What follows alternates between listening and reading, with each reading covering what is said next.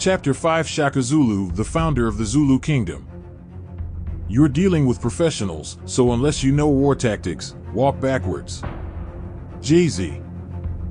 We now head to the most southern part of the continent, to South Africa, to the kingdom of the Zulus.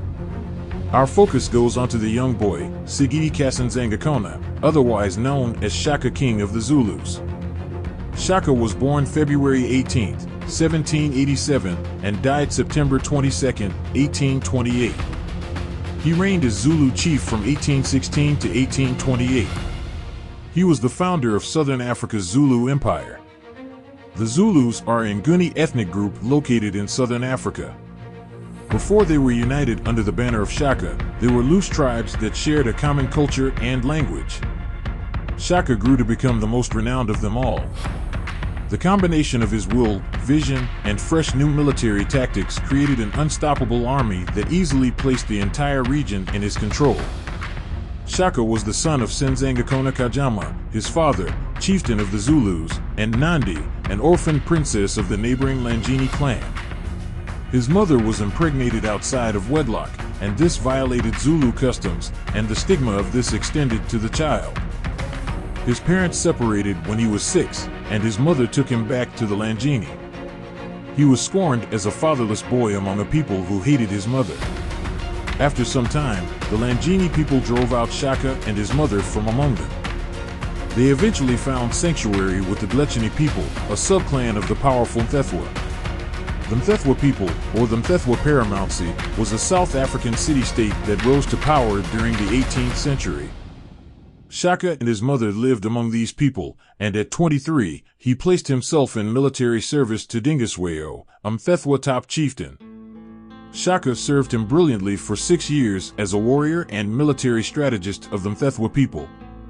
Shaka's father, Senzangakona, died in 1816, and Dingiswayo released Shaka from his service, but he gave him military aid in taking over the land of his birthright.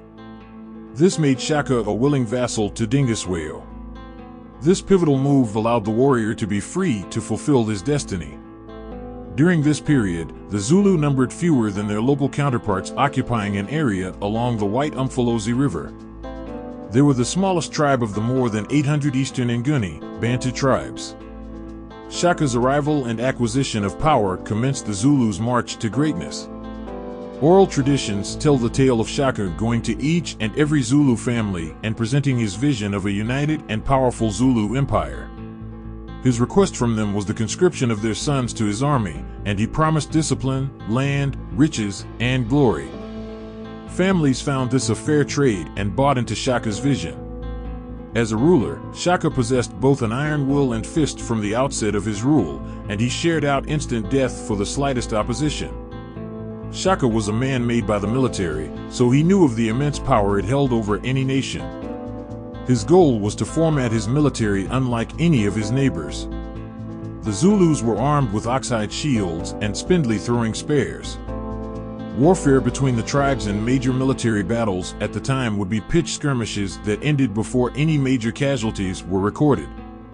Shaka brought a change to all of this by arming his men with long-bladed, short-hafted stabbing assegais, which encouraged them to fight in closer quarters.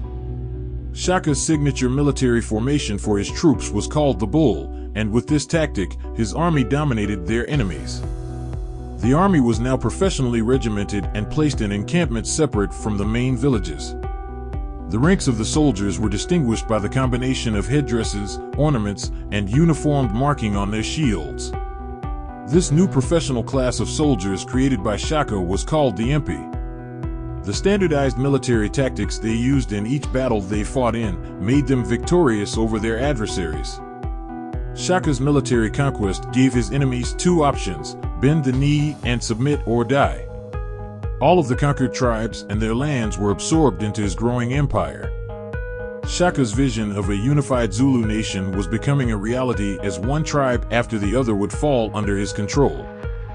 The death of Dingiswayo, Shaka's overlord, who was murdered, signaled the true unleashing of Shaka's ambition and his army to complete his nation's expansionary plans. In 1824, Shaka was able to completely place South Africa under his rule. Shortly after Shaka's unification of his Zulu nation at Natal, present-day Durban, in 1824, the first Europeans started to surface onto the stage of his South African play of power. It was the Farewell Trading Company that sent settlers to establish a trading post in the region. Diplomatic relationships were made with Shaka, and he was fascinated by the Europeans' ways and the goods they planned to trade. He at once set up trading routes with them. The settlers wasted no time in establishing themselves among the locals. Notably, Henry Francis Finn and Nathaniel Isaacs learned the Zulu language fluently. They were some of the first Europeans to document early Nguni history. Even though Shaka would trade with the Europeans, he was still suspicious of these new strangers. He would not allow a great amount of them into Zulu lands initially, but when his life was saved by European medicine administered by Henry Francis Finn after a botched assassination attempt, the king's gratitude was shown by him allowing greater numbers of Europeans to enter to his lands. Shaka's reign soon came to an abrupt and violent end after the death of his mother, Nandi, on October 10, 1827. The king had a severe emotional breakdown and placed the entire kingdom into a state of mourning. During the period of mourning, no one was permitted to plant crops or use milk, and any woman who became pregnant was to be put to death along with their husband.